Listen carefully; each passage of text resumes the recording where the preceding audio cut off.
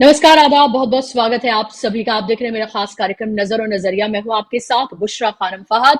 सारा फोकस राजस्थान और तेलंगाना पर सिमट गया है, लेकिन राजस्थान पर भारतीय जनता पार्टी ज्यादा फोकस कर रही है और तेलंगाना पर लग रहा है कि वो शायद उस तरह की उम्मीद ना उसे पहले थी ना अभी उसको दिख रही है।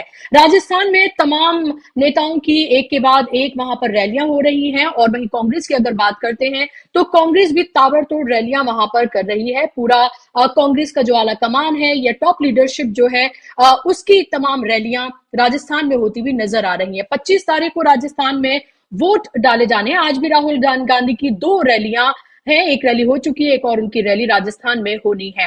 लेकिन इसके इतर आप ये देखिए कि जो पूरा प्रचार है, जो राजस्थान का पूरा प्रचार है, वो किस तरह से और किस स्तर, किस निम्न स्तर पर आकर ठहर गया है, इसकी कई मिसालें मैं आपको देने के लिए जा रही हूं।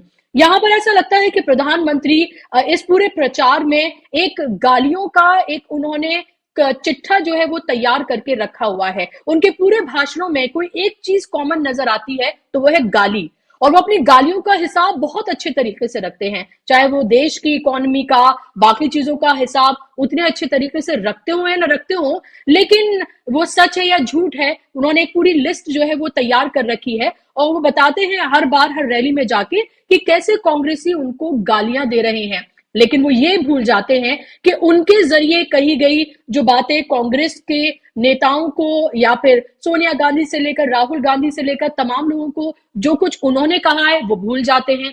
उनके नेता कांग्रेस के नेताओं को, राहुल गांधी, सोनिया गांधी, प्रियंका गांधी को या फिर स्टेट की लीडरशिप के लिए क्या कुछ बोलते हैं वो पूरी तरीके से भूल जाते हैं। और ये लग रहा है कि पूरा चुनाव जो है वो सिर्फ और सिर्फ मोदी अपने ऊपर केंद्रित करके करना चाहते हैं। वो एक विक्टिम कार्ड खेलकर वो सहानुभूति लोगों से लेना चाहते हैं। वो ये बार बार ये बता रहे हैं कि देखिए कैसे मुझे गालियां दी जा रही हैं, और मुझे गालियां एक तरह से दी जा रही हैं तो आप इसको समझिए कि कहीं ना कहीं जो जनता है उस पर यह चोट की जा रही है, क्योंकि मैं आपके काम करता हूं इसलिए मुझे गालियां देकर टारगेट किया जाता है। लेकिन देखिए आप, स्मृति ईरानी जिनकी पूरी की पूरी सियासत जो है वो राहुल गांधी पर केंद्रित नजर आती है, वो जब राजस्थान में मौजूद थी तो उन्होंने क्या कुछ कहा वो आप सुनिए। शायद आपको यकीन ना हो कि एक महिला इस तरह के अल्फाज का इस्तेमाल कर रही है। मैं खुद एक महिला हूं और वो महिला सशक्तिकरण को लेकर जो बहुत जोर शोर से झूठे ही सही आवाज उठाने का दावा वो करती हैं, वो देखिए क्या कुछ कह रही हैं। मैं आज गहलोत साहब से पूछना चाहती हूं, वो कौन नामर्द है तुम्हारी पार्टी में जो किसी बेटी के बलात्कार पर आक्रोशित नहीं होता, किसी महिला को जिंदा जलते देख जिसका खून नहीं खौलता, जो छलावे से अपनी राजनीति चलाते हैं, जो लड़की हैं लड़ सकती हूं का नारा झूठा देते हैं। तो लड़की हूं लड़ सकती हूं का नारा झूठा देते हैं, नामर्द जैसे शब्द का वो इस्तेमाल कर रही हैं। वहीं अगर प्रधानमंत्री की बात करते हैं तो वो महिलाओं की सुरक्षा को लेकर मर्द की बात कर रहे थे कि कोई ऐसा मर्द है, और यहाँ पर स्मृति ईरानी जो है नामर्द शब्द का जो है वो इस्तेमाल कर रही हैं। आप सोचिए कि यही शब्द किसी कांग्रेस के नेता ने इस्तेमाल किया होता या इसकी कोई दूसरी उपाधि किसी किसी पुरुष कांग्रेस के किसी नेता ने इस्तेमाल की होती किसी महिला को लेकर, तो सोचिए कितना हंगामा अब तक हो चुका होता। आपको याद ही होगा वो एक फ्लाइंग किस का वो मामला जो पूरे के पूरे निराधार था, उसको किस तरह से बड़ा चढ़ाकर जो है दिखाया गया था ताकि राहुल गांधी की छवि को धूमिल कर दिया जाए। तो जो मुद्दे हैं, जो जन सरोकार से के मुद्दे हैं, रोजगार के, महंगाई के, किसानों के, इन सब को लेकर कोई बात नहीं हो रही है। बात सिर्फ और सिर्फ एक तरह से जो लफ्फाजी होती है, जो लच्छेदार बयान होता है, जो सिर्फ तालियां बटोरने के लिए होता है और वक्ती तौर पर वहां मौजूद शायद उनमें से कुछ लोग ताली बजा दे, सिर्फ उस तक सीमित होता है। वही सब कुछ भारतीय जनता पार्टी यहां पर करती हुई नजर आ रही है। अमित शाह क्या कुछ वहां पर उन्होंने कहा वो भी एक बार आप सुन लीजिए। एक कुछ युवा लाल कलर का शर्ट और जर्सी पहनकर आए। अरे भाई ठीक है, मेरी सभा में तो आ गए, गहलोत साहब की सभा में मत जाना, न तो आजकल जैसे बैल लाल कलर को देखकर, सांड लाल कलर को देखकर दौड़ता है, ऐसे गहलोत साहब होते हैं। आपको मालूम है क्यों होता है ऐसा? जरा जोर से बोलो, क्यों होता है? क्यों होता है? लाल डायरी में क्या है? लाल डायरी में क्या है? गहलोत साहब का कच्चा चिट्ठा है। हजारों करोड़ के भ्रष्टाचार का हिसाब ये लाल डायरी में है। तो नामर्द और सांड, इन दो चीजों की एंट्री हो गई है। उससे पहले आपको याद ही होगा, प्रधानमंत्री ने कहा था कि ऐसे बटन दबाओ, ऐसे बटन दबाओ कि जैसे किसी को आप मरने की सजा जो है वो दे रहे हो। वो शब्द का इस्तेमाल मैं यहाँ पर बार बार नहीं करना चाहूंगी। लेकिन उसके अलावा आप ये देखिए कि प्रधानमंत्री ने राजस्थान में ये भी कहा कि अब तक तो मुझे गालियां दी जा रही थी, अब मेरे पिता को भी गालियां दी जा रही हैं, जिनका स्वर्गवास इतने साल पहले हो चुका था। और यहां पर वो जिक्र मल्लिकार्जुन खड़गे का कर रहे थे। तेलंगाना में मल्लिकार्जुन खड़गे थे, वहां पर वो एक रैली को संबोधित कर रहे थे। उस रैली के दौरान उन्होंने जो कुछ कहा वो मैं आपको सुनवाऊंगी, और उससे आप ये बताइएगा कि क्या वाकई में मल्लिकार्जुन खड़गे नरेंद्र मोदी के पिता के लिए इस तरह के अल्फाज का इस्तेमाल कर रहे हैं, जिसको उन्होंने गाली कहा है, कि अब उनको उन तक उतर आए हैं। सुनिए आप मल्लिकार्जुन खड़गे का ये बयान। ये है, इसीलिए मोदी झूठ है हम बोले तो आप चंद लोग उनके गुस्से में आते हैं, ए प्राइम मिनिस्टर को ऐसा बोले। अरे प्राइम मिनिस्टर का एक तरफ, प्राइम मिनिस्टर का बाप यहां बैठा, उन्हें भी झूठ, उन्होंने भी बोला मैं ये करता हूं वो करता हूं।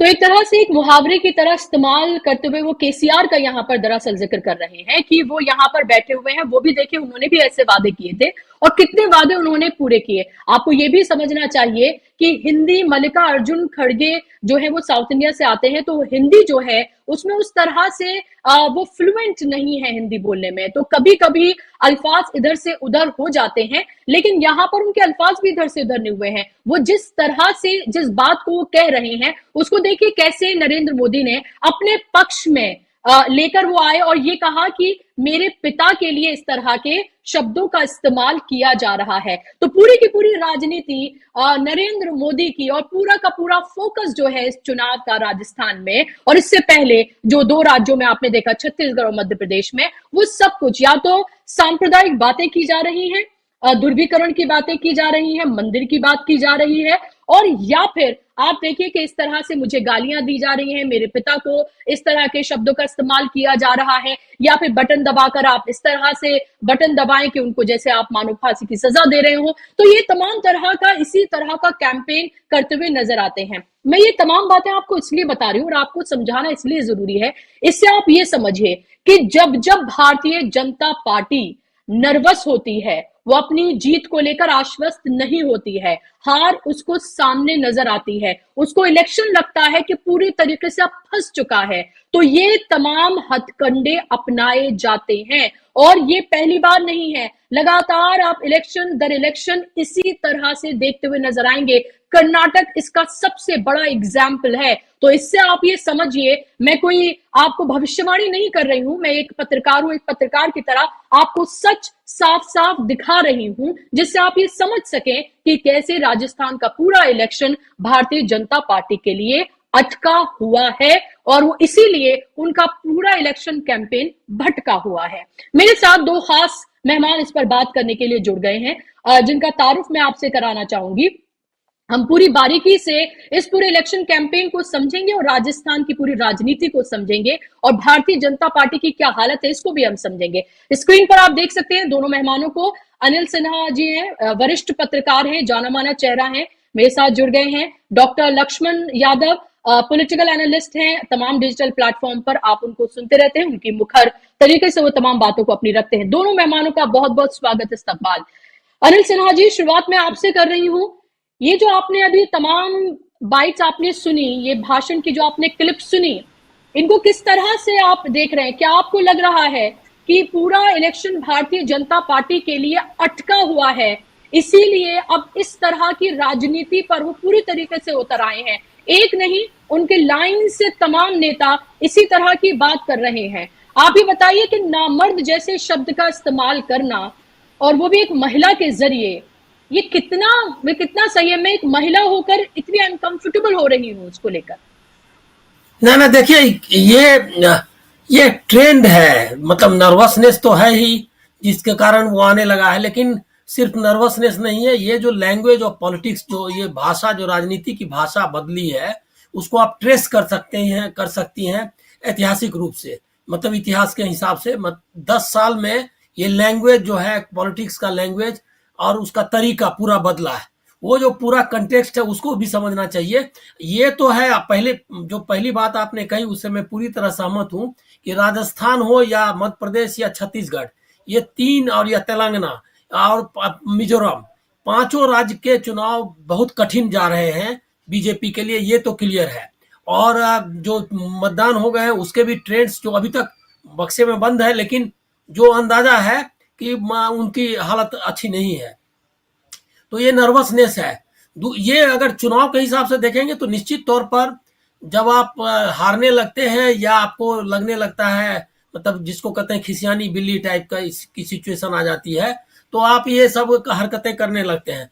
तो ये लैंग्वेज किया है। दूसरा है एक और, कि आप एक ट्रेंड और मैं देख रहा हूं कि मध्य प्रदेश से और छत्तीसगढ़ से आते हुए राजस्थान तक आते आते प्रधानमंत्री ने ये तय कर लिया है कि सारा जो चुनाव है वो उन पे केंद्रित हो, व्यक्ति केंद्रित, मतलब अपनी छवि से लड़ना चाहते हैं। इसका मतलब ये है कि 2024 के लिए उनको लग रहा है कि ये क्रूशियल इलेक्शंस हैं, और क्रूशियल तो है ही, और साथ में वो चाहते हैं क्या कि इसको उसके प्रचार के लिए इस्तेमाल करें, तो इसीलिए विक्टिम कार्ड खेल रहे हैं ताकि 2024 के लिए रास्ता बन सके। अभी एक चीज इसमें और भी जोड़ना चाहिए कि बीजेपी में ये जो डिक्लाइन है, ये डिक्लाइन एकदम साफ देख सकती हैं आप। अब उनके यहाँ लीडर में अगर 2 लीडर है तो तुलना करनी चाहिए, जैसे कि स्मृति ईरानी है, अभी निर्मला सीतारमण है, इसके पहले सुषमा स्वराज थी। सुषमा स्वराज का आप भाषण लीजिए, मैं बीजेपी या सुषमा स्वराज की राजनीति के जरा भी पक्ष में नहीं हूं, लेकिन उनकी भाषा, उनका इवन जो वो तंज करती थी, वो भी उसका एक लेवल होता था। ये जो आडवाणी और बीजेपी के समय में जो लैंग्वेज जो बीजेपी की थी, वो आडवाणी के में भी आप देख सकते हैं। इवन वाजपेयी तो अच्छे वक्ता थे, तो ये एक स्टैंडर्ड जो है ना, वो स्टैंडर्ड छोड़ दिया उन्होंने। और साथ में ये इंस्पायर्ड किससे, ये भी देखना चाहिए।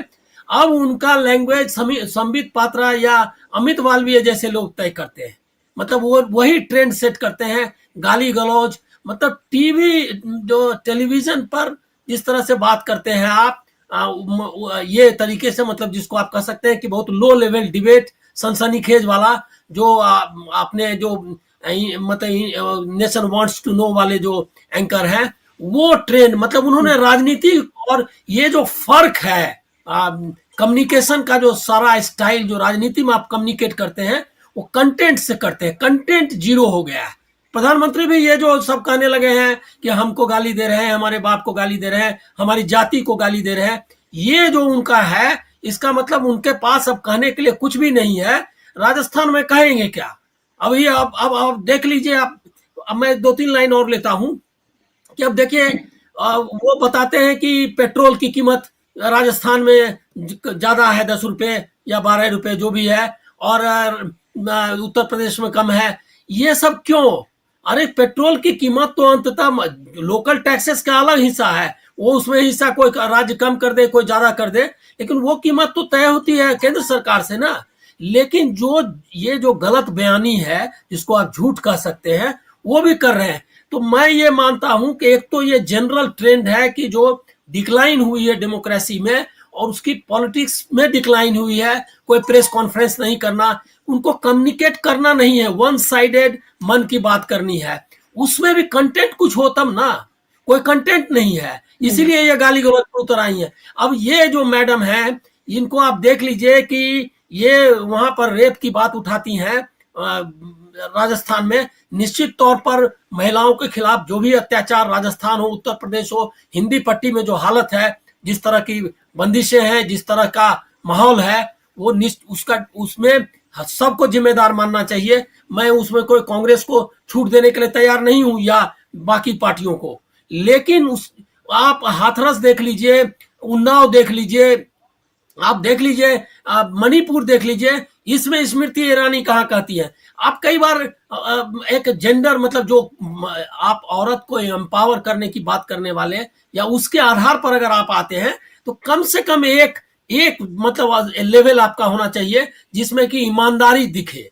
उनके किसी भी मतलब जो औरत के लिए लड़ने वाली बात करती हैं वो कहीं दिखाई नहीं देता। दूसरा, उन स्मृति ईरानी की बात है तो आप देख लीजिए कि उनको एक तरह का असाइनमेंट है, उनको एक तरह की जिम्मेदारी दी गई है कि गांधी परिवार, प्रियंका गांधी, राहुल गांधी, इसके बारे में बात करो। इसमें भी उन्होंने उसको कहा है कि मूर्ख, उन्होंने मूर्खों का सरदार कहा था, अब ये क्या कहते हैं प्रधानमंत्री, और यहाँ भी वो कहती है कि मूर्ख, वो राहुल गांधी के बारे में बोल रही है। तो ये लगा यही ट्रेंड है, और हमको लग रहा है क्या कि ये 2-4 दिन में आप इसको नीचे जाते हुए देखेंगी। राजस्थान में जो दिक्कतें हैं वो पार्टी, उसमें सबसे बड़ी दिक्कत ये है कि उन्होंने जो स्मृति ईरानी महिलाओं की बात कर रही हैं और ये भी एम्पावरमेंट की बात करते हैं, वसुंधरा राजे जैसी भी हो, मतलब बीजेपी की राजनीति या वसुंधरा राजे की, लेकिन एक औरत के रूप में भी उनको आपने मार्जिनलाइज किया, ये तो साफ दिखाई दे रहा है ना। जी बिल्कुल। और किस मुंह से आप जो है महिला सशक्तिकरण की बात कर सकती हैं या फिर आप महिलाओं की सुरक्षा की बात कर सकती हैं, कहीं और बहुत दूर हाथरस और उन्नाव की बात ना करें तो मणिपुर की तो अभी भी जो हालत है वो सबके सामने है। क्या फिर भी प्रधानमंत्री महिलाओं की सुरक्षा की बात कर सकते हैं? क्या हम, आप या कोई भी सभ्य समाज का कोई भी शख्स, मर्द हो या फिर कोई औरत हो, कोई महिला हो, क्या वो भूल सकती है वो तस्वीरें जो हमने देखी उन महिलाओं की जो नग्न घुमाई जा रही थी? क्या उससे शर्मनाक तस्वीर हमने आजाद भारत में देखी है, जिसकी बात वो अपने मुंह पर लाना भी नहीं चाहती हैं? और महिला और बाल विकास मंत्री हैं वो, यानी कि उनकी ये जिम्मेदारी है, उनको ये जिम्मेदारी सौंपी गई है, और कैसे देखिए अपनी जिम्मेदारियों से हाथ झाड़ती हुए नजर आती हैं।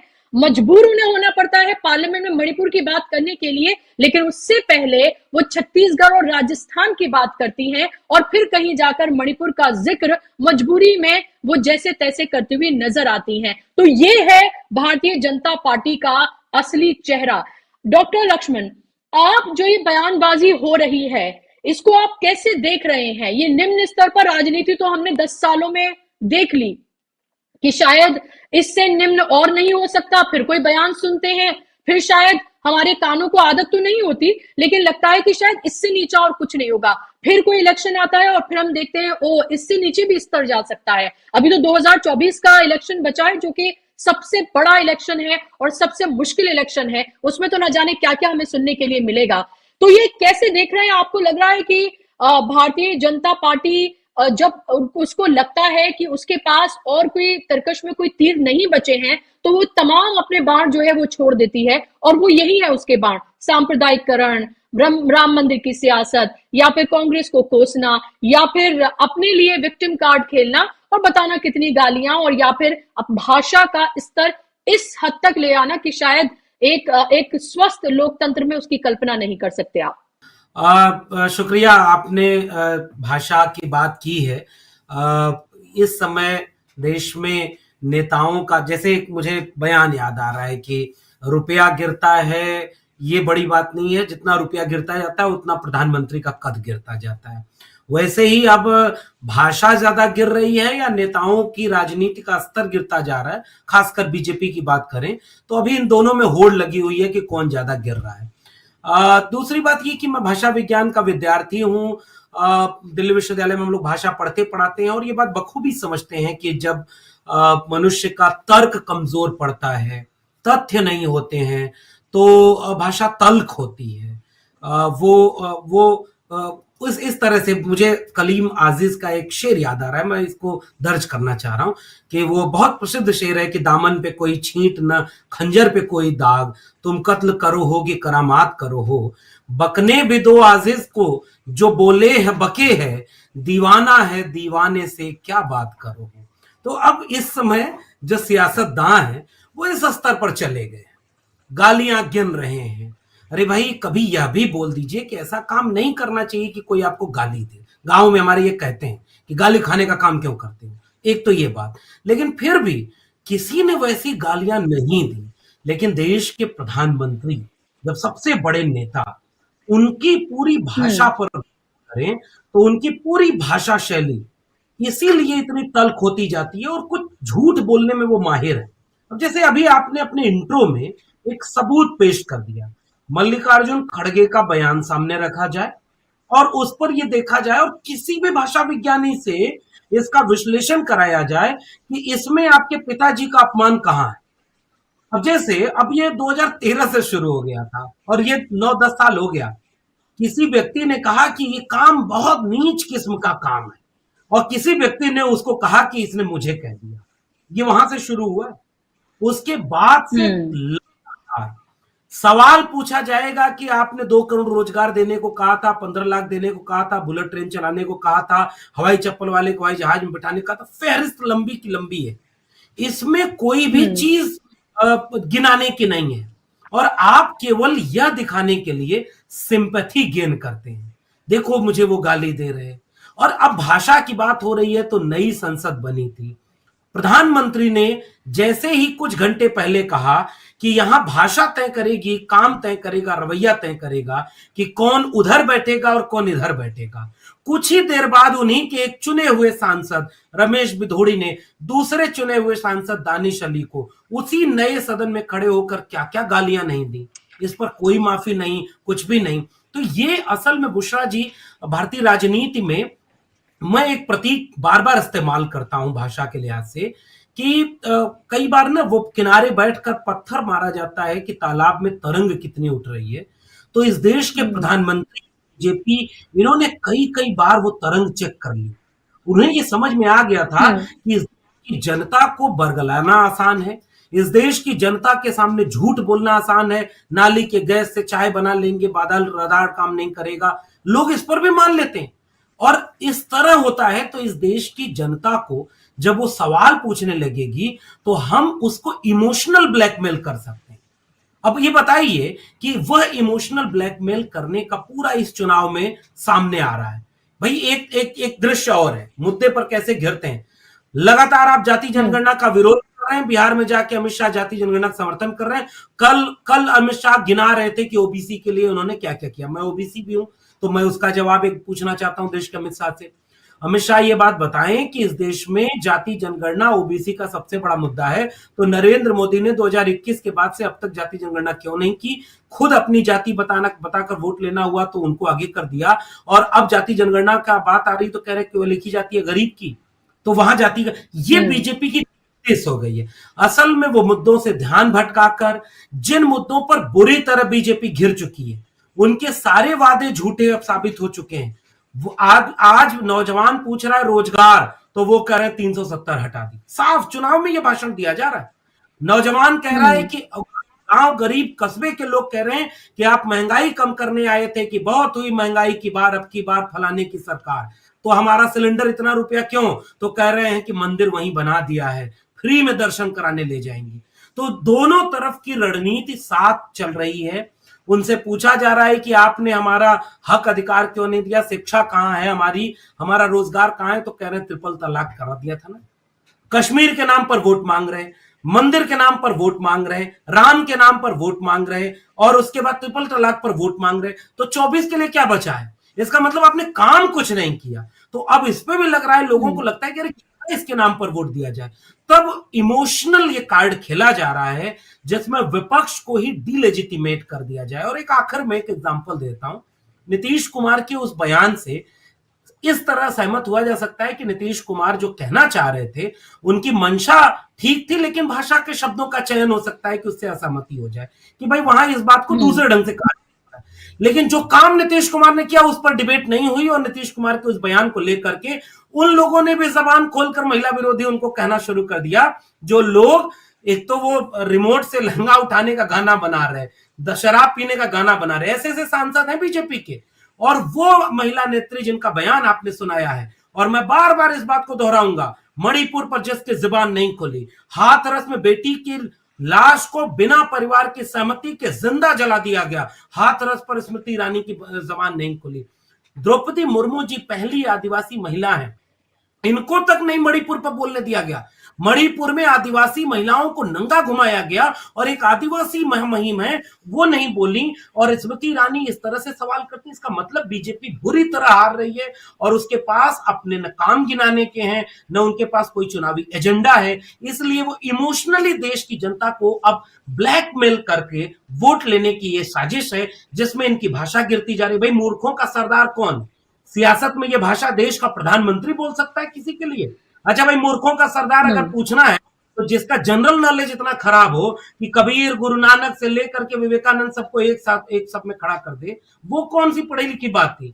और नाले के गैस से चाय बनती है तो सिलेंडर इतना महंगा नहीं होता। मूर्खों का सरदार, ये भाषा लोकतंत्र को कमजोर कर रही है। इसलिए मेरा मानना है कि व्यक्ति जब अंदर से हारता है तो उसकी भाषा खराब होती है। ये भाषा विज्ञान बहुत पहले से कह रहा है और यही बीजेपी के साथ हो रहा है। जी जी, बिल्कुल बिल्कुल। और लगातार हर गुजरते इलेक्शन के साथ जो स्तर है भाषा का वो और नीचे गिरता जा रहा है। अगर कोई पार्टी का कोई छुटभैया नेता या फिर कोई फ्रिंज एलिमेंट जिसको हम कहते हैं, हालांकि कोई फ्रिंज एलिमेंट अब है नहीं, वो सब मेन स्ट्रीम होते जा रहे हैं लगातार, अगर वो कोई कहे तो शायद फिर भी आप थोड़ा बहुत सब्र कर लें कि इस तरह की भाषा। लेकिन एक प्रधानमंत्री जो 9.5 साल में, जिन्होंने शायद एक सिर्फ पार्टी के नेता के तौर पर उन्होंने सिर्फ इलेक्शन कैंपेन में ही पूरे 9.5 साल उन्होंने गुजार दिए, उनकी भाषा का स्तर ये है कि वो इस तरह की भाषा का इस्तेमाल करते हैं। उनको कहना ये चाहिए था जनता को कि आप इस तरह से बटन दबाइए कि आप लोकतंत्र को मजबूत करें। वो कह रहे हैं आप ऐसे बटन दबाइए कि जैसे आप विपक्ष को फांसी दे रहे हो, उनको सजा दे रहे हो। तो आप देखिए कैसे जनता को हिंसक बनाने की तरफ जो है वो लेकर जा रहे हैं। ये सीधे तौर पर, मैं एकदम खुले तौर पर ये इस बात को यहां पर कह रही हूं अनिल जी। लेकिन राजस्थान की अगर हम बात करते हैं, राजस्थान में अशोक गहलोत को तो खुद प्रधानमंत्री जादूगर कह रहे हैं। वो खुद जादूगर कह रहे हैं, वो जादूगर के नाम से मशहूर हैं, उन्हें राजनीति का जादूगर कहा जाता है। ये कहा जा रहा है कि हो सकता है कि जो एमएलएज हैं, सिटिंग एमएलएज, उनको लेकर तो नाराजगी फिर भी थोड़ी बहुत है, लेकिन अशोक गहलोत को लेकर कोई नाराजगी नहीं है। जितने भी सर्वेज अब तक कराए गए हैं उसमें अशोक गहलोत अब भी सबसे पॉपुलर लीडर के तौर पर राजस्थान के उभर कर आए हैं। तो ऐसे में क्या आपको लग रहा है कि राजस्थान की रिवायत जो है 5 साल कांग्रेस 5 साल बीजेपी, वो बदलने की तरफ जा रही है या उसकी तरफ इशारा है, या कम से कम कांटे की टक्कर तो है? और इसीलिए ये जो घबराहट है ये लगातार देखने के लिए मिल रही है कि आप एक तरह से सांड से कंपेयर कर दें अशोक गहलोत को। वो देश के गृह मंत्री हैं, लाल डायरी का वो जिक्र कर रहे हैं। कोई भी इंसान कुछ भी लिख दे और वो कह दें कि अशोक गहलोत जो है, उनके बेटे जो है वैभव गहलोत, वो ये कह रहे हैं कि वो चुनाव हारने जा रहे हैं। क्या कोई बेटा इस तरह से लिख सकता है चुनाव से पहले? तो इस तरह की बातें उस डायरी में लिखी हो और एक गृह मंत्री उसका बार बार जिक्र कर रहे हो, प्रधानमंत्री उसका बार बार जिक्र कर रहे हो, इसको कैसे देखेंगे आप? नहीं, देखिए, एक तो है कि राजस्थान में अशोक गहलोत से फाइट अब बीजेपी की है, मुझको नहीं लगता। वहां एक ट्रेंड जरूर है कि 5 साल में सरकार बदल रही, मतलब लंबे समय से ये ट्रेंड है। तो इसलिए लोग अनुमान लगा रहे हैं क्या कि बदल सकती है, मतलब वहां का व्यवस्था, मतलब सरकार बदल सकती है। लेकिन अशोक गहलोत एक तो पर्सनली बहुत लोकप्रिय है, दूसरा कोई भ्रष्टाचार का जो ये आरोप है, कोई कॉन्क्रीट आरोप लगाने में ये लोग विफल रहे हैं। अब जैसे कि मान लिया कि पेपर लीक का ही मामला वहां उठाते हैं, वो भी पहले का है, मतलब पहले से चला रहा है, कोई नया नहीं है। और सारे मामले, जो भी मामले हैं वो सब पुराने मामले हैं।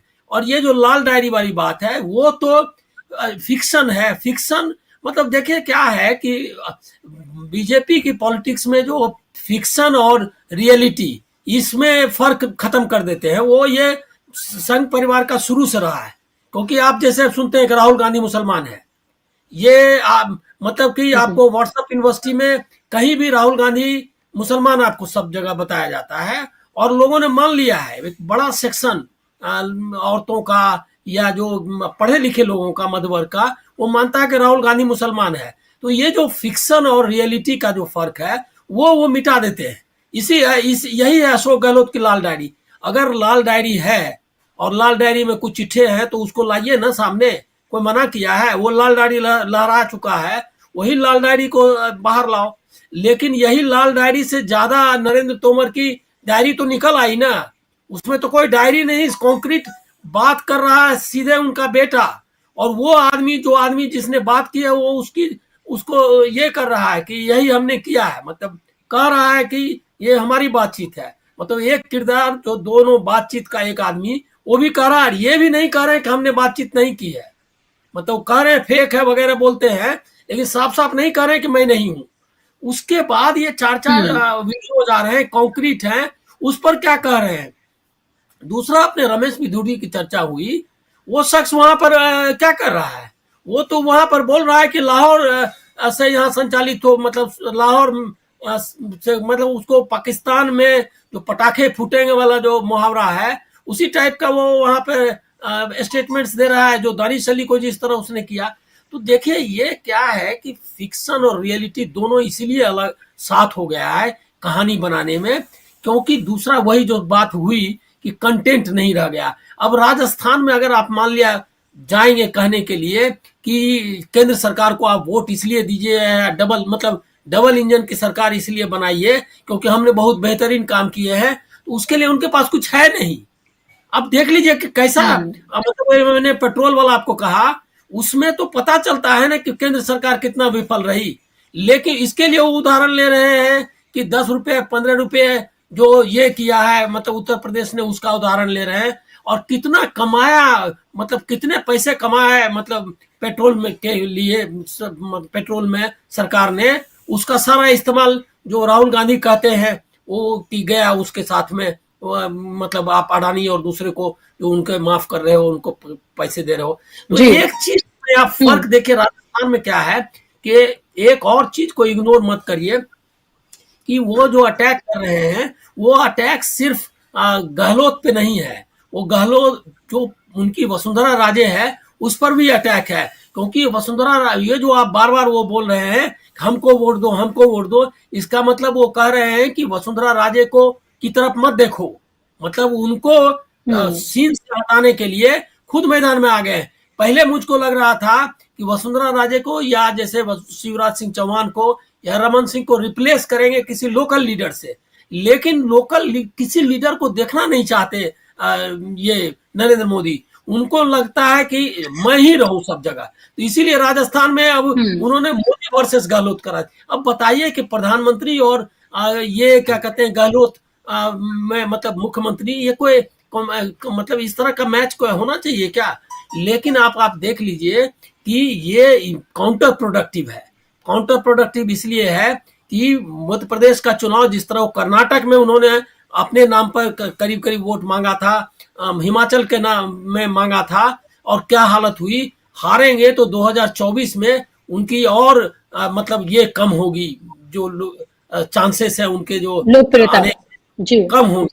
तो इसीलिए वो उनको लग रहा है क्या कि एक चीज लास्ट में मैं कहूंगा कि बीजेपी की सारी रणनीति को ये जो मतलब पीआर एजेंसी टाइप का, या वो जो मतलब एकदम ये टाइप के लोग हैं एडवर्टाइजिंग वाले लोग, वो तैयार कर रहे हैं और वो इसी तरह के डायलॉग्स उनको सजेस्ट करते हैं और ऐसा ही भाषण लिख कर दे रहे हैं।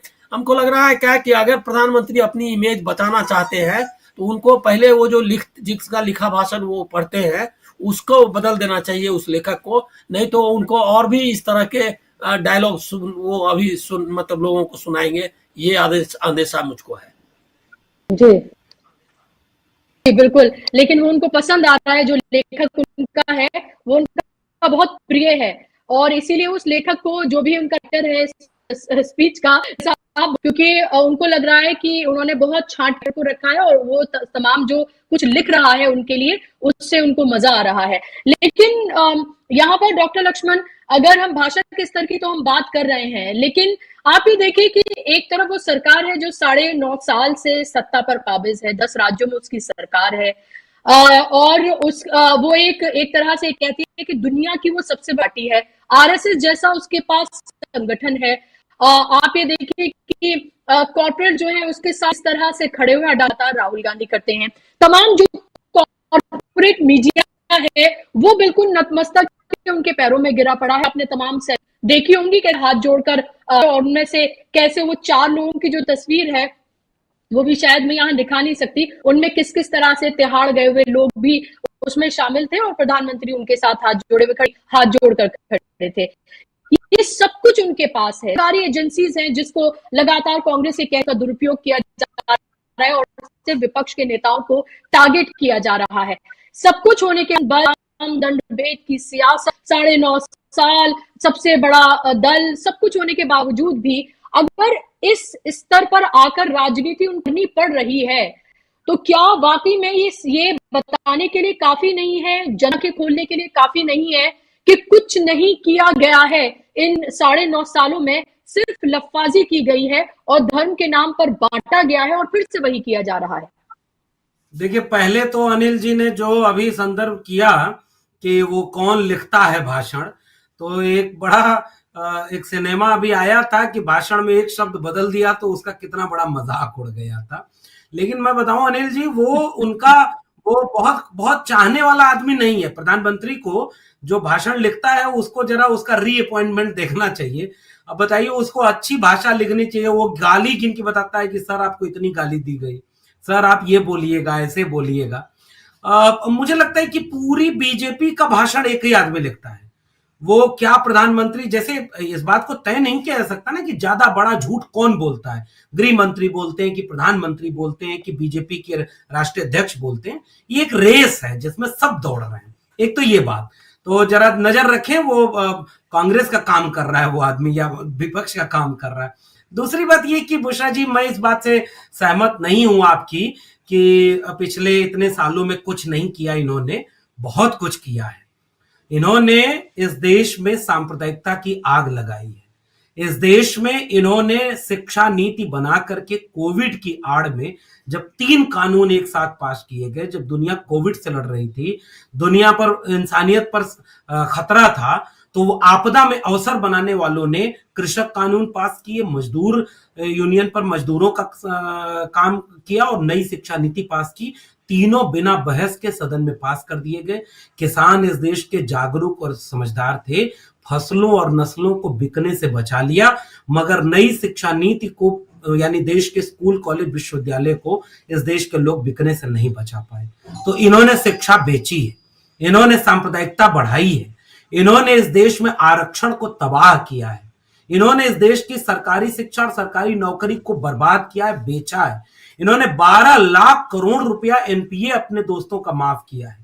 इन्होंने चौकीदारी ऐसी की कि देश का पैसा लेकर लोग बाहर चले गए और देश का चौकीदार किसी और की चौकीदारी कर रहा है। बहुत काम किया इन्होंने इस देश में सांप्रदायिकता का स्तर इतना फैला दिया है, इन्होंने इस देश में अंधविश्वास और पाखंड फैलाया है, इन्होंने इस देश में झूठ को लेजिटिमेट किया है, इन्होंने इस देश में हिंसा को भाषा के स्तर पर इस कदर भर दिया है कि अब आप इस देश में खुली बहसें नहीं कर सकते। जो आपसे असहमत होगा उसको पाकिस्तान भेजा जाता है, जो आपसे असहमत होगा उसको देशद्रोही कहा जाता है। इन्होंने इस देश में उमर खालिद, प्रोफेसर हनी बाबू, मिरान हैदर जैसे लोगों को आज भी 3 साल हो गए जेल में डाला है। इन्होंने इस देश में रोहित वेमुला को सांस्थानिक हत्या, डॉक्टर पायल तड़वी की सांस्थानिक हत्या करवाई है। इन्होंने इस देश के एकेडमिक इंस्टीट्यूशन को घोर जातिवाद के अड्डे बनाए हैं, जिसमें ओबीसी एससी का नाम तो लिया जाता है, मगर 596 कुलपति में से 2% भी एससी एसटी ओबीसी समाज के लोग नहीं। राहुल गांधी ने पूछा ना कि 9 साल में 90 में से 3 केवल सेक्रेटरी, इन्होंने कितने 340 लेटरल एंट्री से भरे हैं। लेटरल एंट्री से 340 लोगों को ज्वाइंट सेक्रेटरी बीजेपी ने बनवाया है, इसमें एक भी एससी एसटी ओबीसी माइनॉरिटी नहीं है। ये काम इन्होंने किया। इन्होंने इस देश में सब कुछ बेच दिया है। आने वाले वक्त में सरकार भी बदल गई ना बुशरा जी, तो ये जो गांव गांव में सांप्रदायिकता की जहर भर दिया गया, इसको कौन रोक पाएगा? कैसे रोकेंगे आप इसको? इस देश में शिक्षा बर्बाद कर दी गई। मैं दिल्ली विश्वविद्यालय में पढ़ाता हूं और मैं जानता हूं कि अब केवल कागज पर शिक्षा बची है। गरीब, कमजोर, मजलूम के बच्चे अब अच्छी शिक्षा नहीं पाएंगे। ये इस सरकार ने 9 साल में कर दिया। फेलोशिप बंद कर दी, घटा दी, सीटें कम कर दी और शिक्षा महंगी कर दी। इतना इन्होंने किया। 12 करोड़ लोगों की नौकरी छीनी है इन्होंने। और तो और मतलब फहरिस्त इतनी लंबी है। इसलिए कृपा करके मोदी जी के कामों की क्रेडिट उनसे न छीना जाए, उनको उनके कामों की क्रेडिट दी जाए और हम बार बार इन कामों को दोहराएंगे। जो काम इन्होंने किया है। हाँ, इतना जरूर आपसे सहमत है बुशरा जी कि जो कहा था उनमें से एक काम नहीं किया, जिन बातों को कहकर वोट मांगा था उनमें से एक काम नहीं किया, ठीक उसके उल्टा काम किया। आरएसएस जैसा भारत बनाना चाहती है। मैं आखिर में एक बात बहुत दर्द और पीड़ा के साथ कहना चाहता हूं, चुनाव तो हैं, आएंगे जाएंगे। इनके नेता ने भी कहा था, जो कहते थे कि जमीन समतल करनी पड़ेगी, नुकीले पत्थरों पर कैसे हवन होगा, उनको भी इस देश के सेकुलर लोग बड़े अच्छा प्रधानमंत्री कहते थे। मैं नहीं मानता। इस देश की जमहूरियत में जो एक साझापन था, जो एक मोहब्बत थी, जिसको आज राहुल गांधी कहते हैं, लोग मजाक उड़ाते हैं। हमारा 2000 साल का संघर्षों का इतिहास है, जो बुद्ध से, कबीर से, फूले अम्बेडकर, पेरियार, भगत सिंह से, गांधी से, लोहिया से होकर के यहां तक पहुंचा था। उसको तबाह और बर्बाद किया है गोडसे, गोलवलकर, हेडगेवार के वारिसों ने। और इसलिए आखिर में बुशरा जी एक बात कहना चाहता हूं कि चुनाव हैं, 5 राज्य के चुनाव, कर्नाटक हार गई है, हिमाचल भी हार जाएंगे। और जो हालत दिख रही है, अगर बहुत कोई घोटाला घपला न करे तो ये 5 के 5 राज्यों में हार रहे हैं। और अगर कोई 19 जैसा माहौल न बनाए, किसी शहादत पर वोट न मांगे और कोई बड़ा काम, ये बड़ा देश को बर्बाद करने का काम न करे, तो ये 24 भी हार रहे हैं। ये मेरा मानना क्लियर है। लेकिन मेरा कहना केवल है कि इन्होंने जितना इस देश को गर्त में पहुंचा दिया है, इससे उबरने में पता नहीं कितनी पीढ़ियां खप जाएंगी। मुझे चिंता इस बात की है। इसलिए इनकी भाषा गिर रही है, इसलिए इनकी शैली गिर रही है। इन्होंने राजनीति की मर्यादाएं ताक पर रख दी। इन्होंने लाश, और मैं अब क्या कहूं, कोई बात कही जाती तो इसका भी अपने फेवर में लेते हैं। तो ये पूरा राजनीति, भारतीय राजनीति का सबसे बड़ा नुकसान ये हुआ है कि आज की तारीख में अब लोग जेल जाने को तमगा मान रहे हैं कि अगर ये सरकार हमें जेल में डाल दे, हमारी नौकरी छीन दे, इसका मतलब हम सही रास्ते पे हैं। और आखिर में संविधान बदलने वालों के साथ ये खड़े हैं और संविधान बचाने वालों के साथ इस देश की जनता खड़ी है। यही मुझे कहना था। शुक्रिया। बिल्कुल जी, बिल्कुल। बहुत सारी बातों को आपने लगभग अब तक की जितनी पूरी सियासत है नरेंद्र मोदी की, उसको आपने समअप किया है इसमें। और जाहिर सी बात है कि एक काउंटर पॉलिटिक्स हमें लगातार नजर आ रही है जब से राहुल गांधी ने अपनी भारत जोड़ो यात्रा की शुरुआत की है। ये बात बार बार इसलिए जरूरी है क्योंकि ये समझना चाहिए कि इस तरह के इतने मुश्किल दौर में जब ये कहा जा रही सियासत सब सिर्फ 80% पर सिमट कर आ गई है, इस तरह की बातें जब कही जाती हो 80-20 में, जब देश के नागरिकों को बांटा जाता हो, जब कब्रिस्तान और शमशान की बात की जाती हो और इससे लोगों को बांटा जाता हो, तो इसमें ये बताना जरूरी है कि एक शख्स है जो लगातार मोहब्बत की बात कर रहा है। वो 80-20 में बांटकर नहीं देख रहा है, वो शमशान कब्रिस्तान में बांटकर नहीं देख रहा है, बल्कि वो देश को बचाने की, लोकतंत्र को बचाने की लगातार बात कर रहा है। वो संविधान की दुहाई बार बार दे रहा है। और आज राहुल गांधी ने ये भी बताया, जब वो राजस्थान में मौजूद थे, अगर मैं वो बाइट चला सकूं और फिर एक आखिरी कमेंट मैं अनिल जी से लूंगी और फिर शो को वाइंड अप करूंगी, कि राहुल गांधी ने ये भी बताया आज कि भारत माता का असली मकसद है क्या। एक भारतीय जनता पार्टी बताती है कि भारत माता कौन है, और भारत माता असल में है कौन, जिनकी हम जयकार करते हैं, वो कौन है, उसकी है। अगर वो चला सकते बाइट तो वो चलाएं और सुनाएं जरा लोगों को कि क्या कुछ राहुल गांधी ने राजस्थान में कहा। अगर मैं भारत माता की जय का नारा कहूंगा या आपसे कहलवाऊंगा तो सचमुच में भारत माता की जय तो करनी ही पड़ेगी ना। भारत माता आप लोग हो, भारत माता किसान हैं, मजदूर हैं, गरीब लोग हैं, भारत माता वही है। तो नरेंद्र मोदी जी आते हैं, कहते भारत माता की जय, और दूसरी तरफ अदानी का काम कर रहे हैं 24 घंटा। तो अगली बार आएंगे उनसे आप कहिए, नरेंद्र मोदी जी जाति जनगणना करा दीजिए। मैं आपको बता रहा हूं, राजस्थान में तो ऑर्डर दे दिया हमने, जाति का सेंसस होगा, और जैसे ही दिल्ली में सरकार आएगी, जाति जनगणना हमारा पहला काम होगा। पिछड़ों को पता लग जाएगा कि भैया आपकी आबादी कितनी है, दलितों को, आदिवासियों को साफ पता लग जाएगा, और आपकी सच्ची भागीदारी शुरू होगी। भारत माता की जय तब जाके शुरू होगी। तो आपने सुना, यहाँ पर राहुल गांधी कह रहे हैं कि जब सामाजिक बराबरी होगी, जब सामाजिक न्याय होगा, जिसकी जनसंख्या जितनी है उसकी उतनी हिस्सेदारी होगी, उसके उसके कास्ट के हिसाब से, उसके मजहब के हिसाब से, तभी जाकर असल में भारत माता की जय होगी। और जो सपना देखा गया वो सपना तभी साकार होगा। अनिल जी, बहुत संक्षेप में क्या कहना चाहेंगे आप इस बाइट को आपने सुना और भारत माता के इस पूरे कॉन्सेप्ट को लेकर? ये कांग्रेस का मत में जो चेंज आया है उसको दिखाते हैं। भारत माता की जय तो डिस्कवरी ऑफ इंडिया में जिस तरह से परिभाषित किया है नेहरू ने, वो उसी को दोहरा रहे थे। वो ये नेहरू की लाइन थी। नेहरू ने बकायदा इस पर उसमें चैप्टर लिखा है कि मैं जब लोगों के बीच में, किसानों के बीच में जाता हूं तो मुझको ये सवाल उठता, लोग भारत माता की जय लगा करते हैं, तो मैंने उन बात मतलब सोचा कि ये क्या है, और तब उनसे बातचीत की तो उनको समझाया कि भारत माता का मतलब आप है, किसान है, देश का मजदूर है, यहाँ के जो लोग बैठे हुए हैं, यही भारत माता है। तो उन्होंने उसको जो भारत माता, क्योंकि वो जो 1938 का है, मैं 37 का जो जिसका जिक्र वो कर रहे थे, उस समय कांग्रेस जो है किसानों से संपर्क का अभियान चला रही थी नेहरू के नेतृत्व में, तो उसी के समय का है। उस समय मुस्लिम लीग का और हिंदू महासभा दोनों का चैलेंज था। उस समय उन्होंने, नेहरू ने ये मतलब उसी के बारे में वो डिस्कवरी ऑफ इंडिया में बताया कि मैंने कैसे इसके बारे में बात की। तो इससे लेकिन आगे ये राहुल गांधी सामाजिक न्याय तक, कांग्रेस वहां अटकी हुई थी लंबे समय तक, सामाजिक न्याय की पॉलिटिक्स नहीं कर पा रही थी और उसने उसको इग्नोर किया था।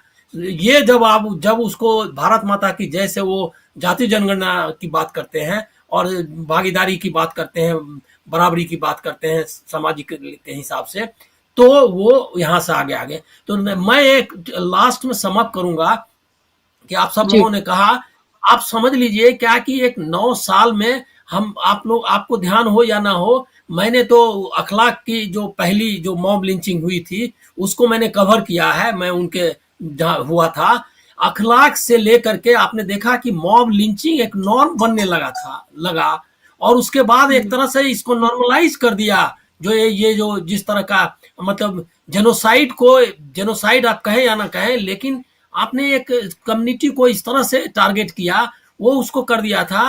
राहुल गांधी ने उसको ये जो पूरा सोसाइटी को इस तरह से कम्युनलाइज किया था, उसको मतलब ब्रूटलाइज कर रहा था पूरा ये को, उसको उन्होंने चेंज किया जब उन्होंने भारत जोड़ो यात्रा की।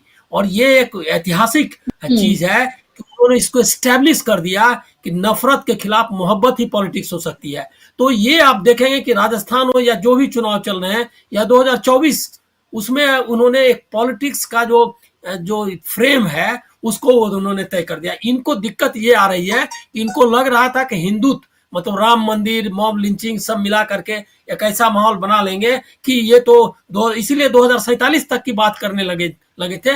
वो असल में आरएसएस का एजेंडा है कि 2025 में देश को हिंदू राष्ट्र घोषित करो और उसके बाद उसको पूरी तरह जो परंपरा जिसकी चर्चा लक्ष्मण जी कर रहे थे वो सबको खत्म करो। तो ये जो अभियान था उसको कहीं ना कहीं राहुल गांधी ने रोका है। और ये जो चुनाव है वो उसी का मतलब कहीं ना कहीं से रिफ्लेक्ट करेगा कि कितनी दूर तक ये सफल हो पाए हैं और कितनी दूर तक राहुल गांधी ने इनको चुनौती दी है। इसलिए हम लोगों को इसमें देखना है कि नतीजे क्या आते हैं। बिल्कुल, ये 5 राज्य बहुत कुछ बताएंगे कि लोगों ने किस तरह की राजनीति को स्वीकार, और उसके बाद 2024 भी बेहद महत्वपूर्ण है। 2014 में हमने अन्ना जैसा आंदोलन उससे पहले देखा था और कहीं ना कहीं सबको पता है कि उसकी पटकथा किसने लिखी थी, कौन लोग उसमें इन्वॉल्व थे। बात करने की जरूरत नहीं है, तमाम पूरा मीडिया किस तरह से उसको कवर कर रहा था। उस पूरे आंदोलन को उसका पूरा फायदा भारतीय जनता पार्टी को मिला। गुजरात का मॉडल दिखाया गया और उसके बाद 2019 का चुनाव पूरे तरीके से शहीदों के नाम पर लड़ा गया। और अब ये 2024 का जो चुनाव है, अगर उससे पहले जिस तरह के पूरे खदशे दिखाए जा रहे हैं, चाहे वो सत्यपाल मलिक का है या फिर शिवसेना के नेताओं की तरफ से कहा जाए या और कुछ एक्सपर्ट कहते हुए नजर आते हैं कि कुछ और हो सकता है, अगर वैसा कुछ नहीं होता है और पूरी जो पॉलिटिक्स है वो भटकती नहीं है, तो जाहिर सी बात है 2024 का एक ऐसा चुनाव होगा जो देखना होगा कि नरेंद्र मोदी के चेहरे पे अगर लड़ा जाता है तो जनता उसको किस तरह से लेती है। बहुत बहुत शुक्रिया आप दोनों मेहमानों का इस कार्यक्रम का हिस्सा बनने के लिए। शुक्रिया हम दर्शकों का भी इस कार्यक्रम का हिस्सा बनने के लिए। ज्यादा से ज्यादा आप हमारे प्रोग्राम्स को देखें, डीबी लाइव को चैनल को सब्सक्राइब करें, लोगों तक पहुंचाएं, मेरे प्रोग्राम को भी शेयर करें ताकि इस तरह की जो डिबेट्स हैं, इस तरह के जो तमाम एक अवेयरनेस की तरह हम इस प्रोग्राम को लेकर आते हैं ताकि हम जनता को ये बता सकें कि उसके लिए क्या सही क्या गलत है। पत्रकार का काम यही होता है कि वो आपको इन्फॉर्म करे। हम भी आपको इन्फॉर्म करने का काम कर रहे हैं। आज के कार्यक्रम में बस इतना ही। नमस्कार।